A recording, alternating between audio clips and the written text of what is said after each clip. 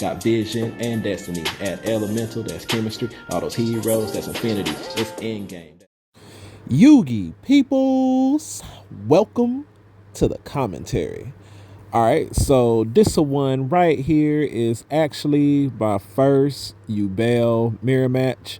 Yeah, as you can see, he starts off with the summoning beast. I got all the Yubel gear there, well, except for the man Yubel sleeves. I actually like these Jayden sleeves on there. Like I don't know, for some reason, the colors, like the red, the blue, the gold, and all that stuff, it matches like really well with it. So yeah, yeah, so as you can see, he is, he's got the, what is it, the opening the spirit gates and the nightmare pain and all that stuff. And yeah, it just turned out that this was going to be a Yubel mirror match. And no, I am not, this is not a sponsored Raid Shadow Legends video that you see playing in the background over there. But yeah, I'm actually on Yubel Horus this time. I've been trying out different versions of Yubel, and I was trying to decide whether I like the Horus version or the Dear Servant version better. And it's like in some ways I like the Horus version better, just because the continuous spell, the sarcophagus, was it the first sarcophagus or something like that? Like, it's another outlet for being able to discard, to get like Shayama in the grave, or if you need to, yeah, it's just another outlet. The only thing that sucks about it is, like, you end up with like 4 continuous or continuous spell cards on the board, because you got your Nightmare Pain, you got your Mature Chronicle, you got your Sarcophagus, and then there's another one too. Oh, opening the Spirit Gate. So that's 4, so it doesn't leave you a lot of space for another card. So this is one thing to keep in mind when you're playing it. And as my opponent is taking his turn, he proceeds to end his turn, and he didn't use opening the Spirit Gates, which I was considering.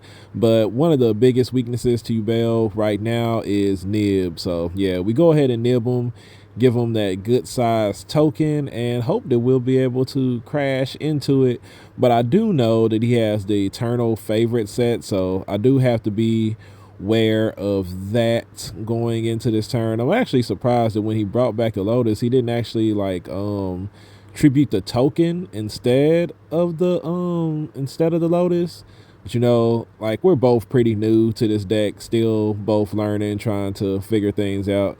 And for my turn, I end up drawing the Sarcophagus, which was kind of unfortunate, because now, since I'm only running 1, now that means I can't actually use my my Mseti's effect, because there's only 1 first Sarcophagus in my deck.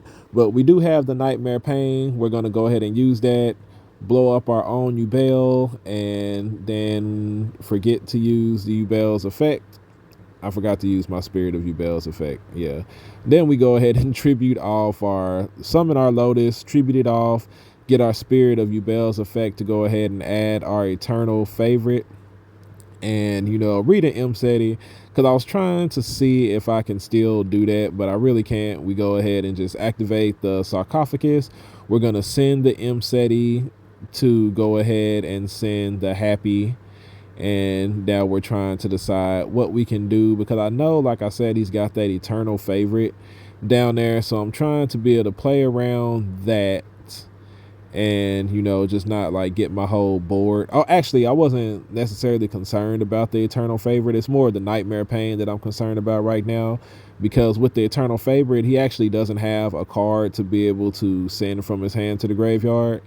So yeah, that's why you see me just like summoning, doing things right now, and I'm just trying to decide what's the best way to get that guy off the board. I wanted to banish it with my what's his name? What's that guy's name? The SP Little Knight. I wanted to banish it with SP Little Knight, but because I forgot to activate my Spirit of Yubel's effect and get my Yubel out there on the board, I'm missing like that extra monster to be able to just like, crash into the token and just win this game. And then, like I said, like, I still have to worry about the Nightmare Pain, because it makes me attack into the Yubel, and then also the Eternal Favorite, which I couldn't remember at this point if it could bring back the Banish one. So yeah, it ends up causing me a little bit of problem here. We do go ahead and use them to go ahead and make the Hope Harbinger the guy, because I need extra deck monster in order to make SP Little Knight work. And then we're gonna go ahead and banish the Yubel there. And I thought the eternal favorite could only special summon from the graveyard. I didn't realize it could special summon Yubel from the banished palace also. So I'll go ahead and proceed to battle phase, and I prepare to get ready to attack into token. And yeah, this whole time I can't believe I forgot about my Spirit of Yubel's effect, and you know, it almost cost me the game. But there comes the eternal favorite, and even though I have it in my hand, I pick up my opponents and reads it, and it's like, man, it does special summon from the banished pal, which actually really sucks. So now I'm having to crash my SP Little Knight and my Spirit of Yubel into his Yubel. So, you know, I end up taking 1600 damage here to myself. And yeah, it was just pretty bad. Very bad start to this mirror match here right now. And then I'm going to want to set my eternal favorite so that I can, you know, do that if it needs to be. Just have to be careful because now my opponent does have a card in hand, which means he could eternal favorite me as well. But I think his set card ends up being Super Poly, and he flips it up, which means I cannot chain to it, and he's going to be able to Super Poly all my monsters in order to bring out, you know, the Super Yubel. Then he makes Typhon,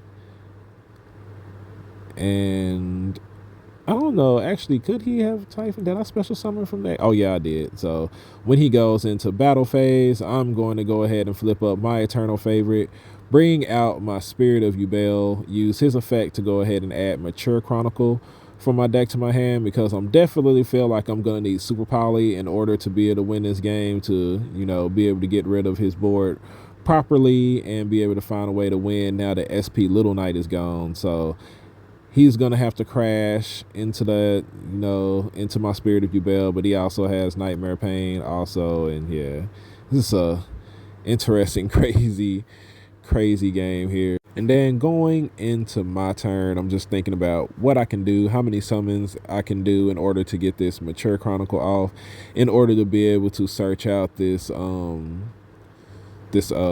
Super Poly, trying to decide what to do. And yeah, he's going to go ahead and start doing things. He uses the eternal favorite to bring out the Nightmare, and then I think he ends up why did the Lotus come back? Because he has to have the regular Yubel out there in order for that thing to come back. But yeah, that's a mistake on my behalf, allowing things to happen. But down comes the Mature Chronicle, and now you can see like one of the things I was talking about when you actually like play the Horus package off in here is the fact that, you know, I only have room for one other back row card right now. And if I had opened the Spirit Gates, I would actually have like no room for it now. But we go ahead and start doing things. We start off with Nightmare Pain into our Lotus, then Lotus to go ahead and special summon out Spirit of Neos. And you know, this whole time we're getting counters for our Mature Chronicle.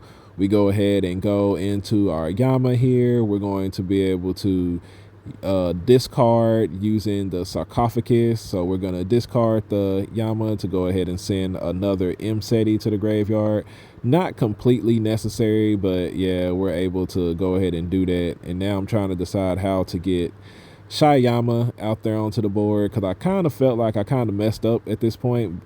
But you know, we're going to go ahead and bring out the M-Seti, bring out the Happy, and then I think I end up linking these guys, making the Muckraker, so that I can take advantage of having Yama in my graveyard. We're going to discard our Phantasme to go ahead and special summon out our Spirit of Yubel, and you know, start doing Shayama things with Yama. And then we're also getting counters for our Mature Chronicle, Yama's effect to pop stuff. We're going to go ahead and pop that Yubel, which is going to allow us to bring out the Nightmare Yubel. And you know, it's a good thing all my monsters are under 3k attack, so that we don't have to worry about the Typhon over there, except for M-Seti. But then, you know, his effect is, you know, pretty irrelevant at this point. Now we're going to use the Shayama. We're going to pop, I believe, the Muckraker, and I'm trying to decide, you know, what other field spell thing to get rid of. We go ahead and get rid of the eternal favorite, which he could have changed it to special summon one of the monsters, but you know, we both knew at this point it didn't really matter. We're going to super poly using almost all of his stuff. Well, actually, we just go ahead and use all of it just to go ahead and get them all off the board. And yeah, he's going to take a ton of damage there, and then we'll be able to attack directly with Mseti and Shayama in order to win that game, since he only had 1,500 life points left after that big super poly. So yeah, we end up winning game one. You know, I think my opponent, both of us made, you know, crucial play mistakes, but I think like in the end, the winning factor ended up being, you know, that I did have the nib to stop like his initial board and to keep all those Yubel monsters off the board to force him to discard his last card in hand. And with that, he had no way of activating his set super poly or activating his what's the other card, the eternal favorite. And now going into this game too, as I decide what to side deck in and out, I think I ended up taking out, like at first I was taking out the cross out designator and all that stuff, but then I got to thinking about it, like this is a mirror match, I should definitely leave that in. And I was trying to decide whether or not to leave the Horus stuff in since I was going second, and I don't know, it just didn't seem like it would be like all that big effective in this match. And I also figured that since he saw that I was playing Nib, that he probably wouldn't play into it as much. But I think like in the end, he actually did end up playing, like, you know, he's one of those things where it was like a YOLO, you only live once type thing. And yeah, so I actually kind of regretted siding out the Nib. But like I said, this was my first time going into the mirror match, and there's no way to like necessarily tell what your opponent's mindset is going into the game. It's like he knows that I'm playing Nib, I did Nib him, and it's like, do you conduct all those summons in order to, you know, to get and take a chance of getting nibbed? So because obviously I'm main decking it, because you know that was game one right there. So now trying to decide who's going first, and I think like yeah, my opening hand is pretty good. We got starter in the Lotus, then we also have a board breaker and a super poly. So you know, it's looking pretty good right now going into this game. My opponent starts off, you know, pretty much the same way he started off last game, with the summoning beast, and he's got the nightmare pain, and you know, the opening the spirit gates, the set eternal favorite. And I think like at that point he was considering whether or not to play into the nib, and then he just decided to go for it, because you know, sometimes that's all you can do. You just gotta, you know, decide whether you want to go for it or not. And I think like one of the interesting things, which I saw him playing this deck the other day, and we have some different extra deck choices. So you know, those actually like come into play here going into this game too. And you know, he's just doing typical Yubel things here. He's got the Shayama and the Shavara. Is it Shayama? Yeah, Shayama. He's got the blue and the red.